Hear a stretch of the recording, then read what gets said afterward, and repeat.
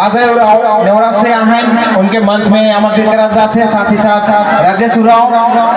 ढाकापड़ा से उनके भी मंच में आमंत्रित करा जाते हैं। और बहुत सुंदर लगला हमने का शुरुआत माननीय हमारे नागराकाटा ब्लॉक के अध्यक्ष हकीम उराव जी राजीपड़ा समना प्रार्थना सभा से बहुत सुंदर से अपन गीत के पेश कर लाइन और जितना भी बहन बन रहा है उमन के झुमाए दिलाइन हमरे रौल से प्रार्थना करेला एखन बारी बारी जेमन भी ग्रुप लेके आए उमन ही नचवाएं एखन हमनी कर जे भी ग्रुप है से ग्रुप में भाग लेके रौल मन के सामने बढ़िया सुंदर गीत और नाच के प्रदर्शन करवाएं रौल मन थोड़ा सा इंतजार करो। तो मैं रौल मन के में राजेश उराव ढाकापुर से उनके मंच में आके लगे नामांकित जना थो। साथ ही साथ अजय उराव नेवरा से उनके मंच में आके लगे नामांकित जना थो।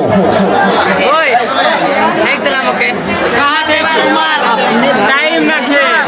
और रुमाल देना ठकबा ना ओए खाना ही कहा था ने इसी के बाद आज मेटली ब्लॉक कर माता चुनका विधाननगर ग्राम पंचायत के अंतर्गत आज बरमधुड़ा आज मठ प्रांगण में एक सुंदर आदिवासी संस्कृति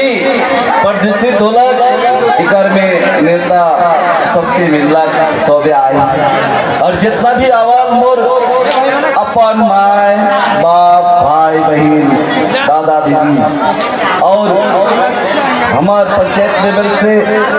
ब्लॉक लेवल से आवाज हमार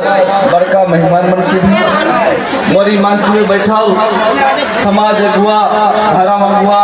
समाज सेवी पंचायत प्रधान सभापति जितना भी आवाला है सबके मर उत्तर बंगाल राजपुरा सरना पटना सभा बस्ती सबके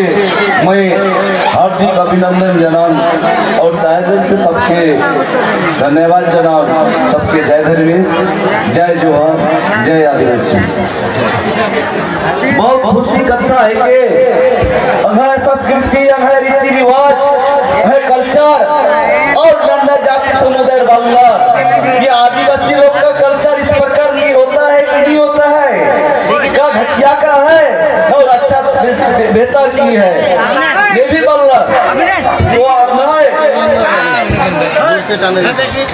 तो